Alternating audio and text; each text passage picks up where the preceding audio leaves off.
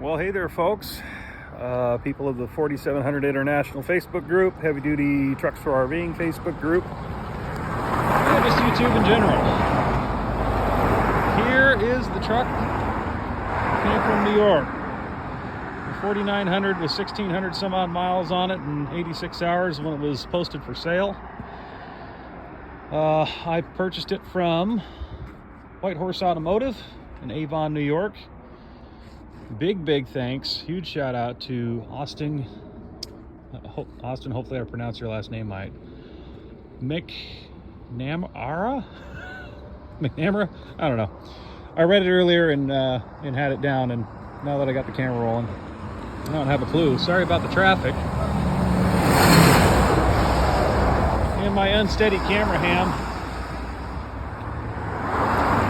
The only place I could park this right behind my Dodge right now, outside of Portland, Oregon here. But anyway, this truck is just as it was advertised, brand new. So I promised everybody a little look around. I just cleaned it earlier today. Try to keep my rear end out of the not so unbusy country road here. Yeah, drove it all the way home from New York, flew into Rochester on a Tuesday night, and after some lollygagging on the way home, picked up my girlfriend in Denver, Colorado. We visited some friends and family in Boise on the way home, and stayed the night in Burns, Oregon, where I'm gonna probably be parking this thing for a little while. And we got her home. But anyway, everything on this is factory. So that's the factory coolant and filter. Sure, that's the fuel filter water separator that came with it. I'm pretty sure that's what that is. I still got to get to know this truck. Yeah. Installed 11/24/99.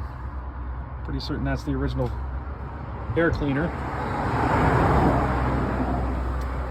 Jump around to the other side here real quick.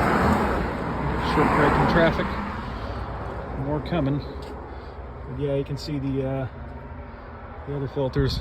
It's all factory, so it's hard to see the tag from over here. Yeah, the hoses are in the way, but this is a 300 horse 860 foot-pound DT 530.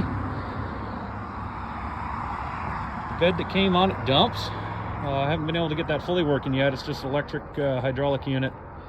I can get it to go up a little ways, but it won't go up all the way. I'm not sure if there's a lock pin somewhere that I'm overlooking. I probably am. Probably something to do with that jack there, maybe. Got weed burner exhaust. That's going to get changed to stacks. I'm probably going to change this bed altogether. It's a fair bit taller than my Dodge over there. At least somewhat. That Dodge is pretty tall. It's got 12 leaf springs in the back. The sweetheart here has air ride. Doesn't have a glad hand for trailer brakes, not air anyway. It's got this sticking out. I'm guessing the previous owner had something set up here for his trailer. It does have the semi-type plug there. These have those lights on the rack aren't plugged in. There is a plug up there. You can see that's a 4-pin plug. And there's also a 4-pin plug in the toolbox here. The batteries are located in there as well. There's also an air chuck. So I was able to grab a hose and top off the tires. You can see where the frame was cut originally. And you put this piece of 3/4 inch plate on the bumper here. I really wish they would have gave it a little more room on the rear end. But I'm pretty sure this whole bed, you can see the hinge there, is a home built job. They did pretty nice work with it. It's very well made. Welded out well.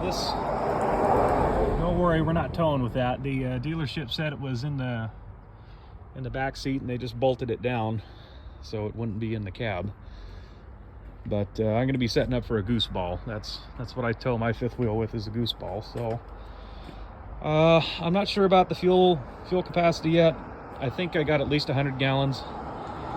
I need to pull the sending unit out of the tank and try cleaning it because it's gotten a little wonky on me. I burned down to 1/8 of a tank going across Wyoming. And then it moved back up to a half, so I'm like, okay, I don't trust it, and I filled it up again. It only took 53 gallons. And then next time I burned it down to a quarter tank, it took 62 gallons. So I think the fuel gauge is a little wonky. But anyway, we'll get in the passenger side here just for safety. There's a lot of traffic going by. Oops, picked up my Windex. It does have a Spicer 10-speed transmission, which I'm getting the hang of. I'm going to try to license this thing as an RV. It's currently insured as an RV, but we'll see what DMV tells me. I might have to park this thing until I have the CDL. Even has the factory ashtray in it, and the factory cigarette lighter. This thing's brand new. I can't believe it. So it had 1,700 even when I picked it up, and it's got 4,842 7/10 of a mile, 162.7 hours on it. So is outrageous. It's a 23-year-old truck that's never been driven. The word from the dealer was a gentleman and his wife bought it new. He said for $75,000. They ordered it with all the bells and whistles too. It's got the better interior, front and rear dome lights. This 4700 I have at work doesn't have a rear dome light, and it doesn't have a rear headliner either. It stops right there. So anyway, they bought it for $75,000 apparently. Took it camping once. The gentleman's wife suddenly passed away. He parked it in the garage and never drove it again, essentially. The word was his son just sent it to auction. So it sat in a garage its entire life, and it shows. There's nothing wrong with this truck, absolutely nothing. It is acting a little bit like it's overfueling, so it might have some injector stiction going on just from sitting so long, or the nozzles could be rotted from water in the fuel. I experienced that on my Dodge. I picked it up with 49,000 miles on it a couple of years ago, and it's a 2006, so it sat a lot. I'm not sure what I'm doing here. I guess I'm just letting the smoke out. Oh, here, let me put the key in it, and I'll crack the window. I don't remember which pocket I put the key in. But yeah, so I'm worried that I might have some injector problems. My Dodge, I had 4 of them were bad, and the pump was a little messed up too, the CP3 pump. Tough truck. So I had to have the pump in it rebuilt, and I went ahead and replaced all 6 injectors to the tune of about $4,300 2 or 3 years ago. So hopefully this thing doesn't need anything that serious. I am gonna change the coolant filter, change the oil, fuel filters, oil filter, all that, just for the sake of the fluids being 20 years old. Coolant's a little dark, but I showed it to my heavy mechanic friend while I was going through burns, and he says, yeah, it's probably nothing to worry about, but it wouldn't hurt to just go ahead and get it changed. And those folks that aren't familiar with sleeved engines, it's very important to maintain your coolant conditioner, which comes from your coolant filter, in order to prevent cavitation on your cylinder sleeves. So definitely not something you want to throw to the wind. Oh, and I did stop in Iowa, the world's largest truck stop. Took lots of photos there and grabbed a magnet. But anyway, yeah, I'm tickled pink. So I didn't realize this thing has, oh, key's not on, power windows. It's only the front windows that are power. I was reaching, when I first got in, I was reaching for the crank to defog the windows while I was waiting for it to heat up. I'm like, where the hell's the crank? And then I realized it has power windows. It has a switch over there for the passenger. This one came with power mirrors. So you got the power mirror controls there, left and right. It's got heated mirrors. This one here turns on the bed dump. And this toggle switch right here, it's down, that's up. Still have the box for this sitting in the back seat here. Anyway, without further ado, let's just fire it up. Make sure she's not in gear. No wait to start light on this thing. The idiot lamp is in there, but it doesn't seem to have a grid heater on it. It's pretty warm out here outside of Portland today, so she fires right up. Of course, I was driving it earlier. No air leaks on it. The buzzer does work.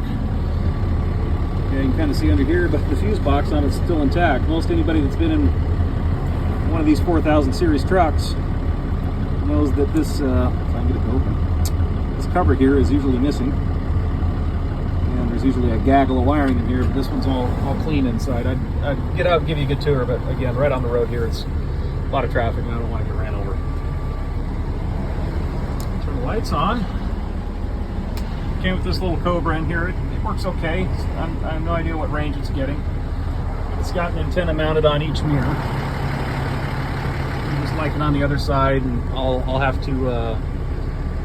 I'm probably going to get a higher quality radio in here, but of course I'll tune for SWR or SRW, whatever it is. I'll get a good tuned up radio. They didn't want to drill a hole anywhere for the mic holder, so they just used one of the bucket screws here. So when you're slapping through gears or bumping down the road, this falls out and it makes you pass a lot. But everything on this truck is as it should be. This is one thing I wish my Dodge did. And for those that are going to tell me you can do that on a 3rd gen Cummins, well, you're right, but you can't do it on a manual transmission one. It just can't be done. Read. Lots of people tried some funny wiring, and all the dealership tricks can't be done. So I got to get another key for it. That's the only one that came with it. I don't have the keys to the toolbox. We'll turn the lights on. Sure you guys can see the visor on it. It's a very nice touch. I like the visor. It does flutter quite a bit there in the wind, so I might put something in there to stiffen it up. The back is very spacious. I'll sit back here and hopefully I can get you a perspective. And again, I'm sorry for the lousy video. I'm just doing this on my cell phone. I haven't learned how to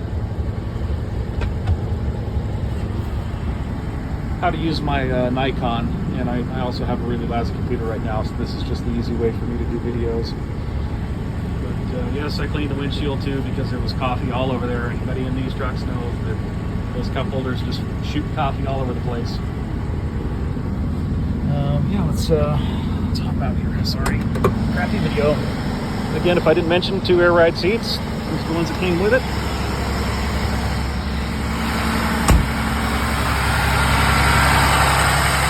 $4,700 I have it work, doesn't have this feature.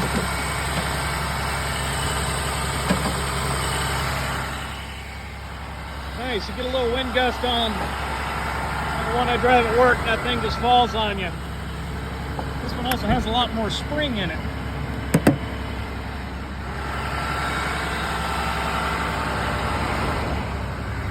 Stick around here, try not to get squished.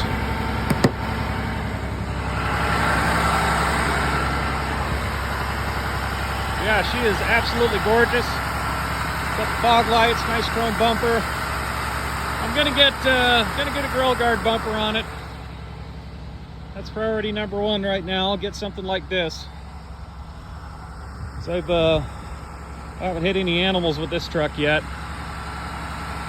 but I did rear end someone, unfortunately, and that bumper saved us both a lot of headache.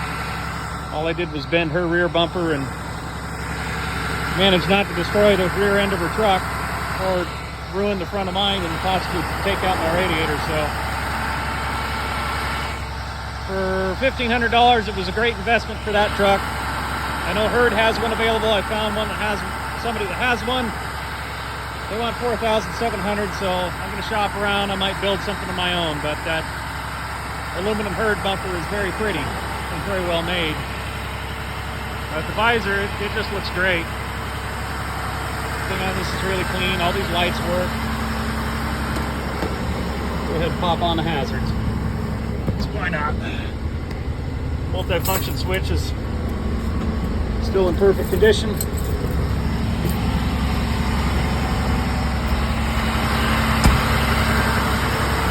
nice having those side markers working. The 4700 work truck.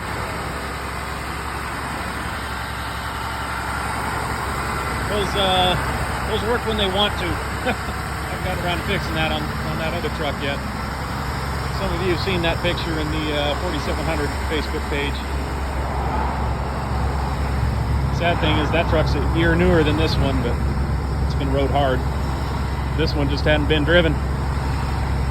Yeah, it's got the, I put this little decoration in the hitch here. It's not lit up. I believe the wiring feeds. Not sure how they fed it in there.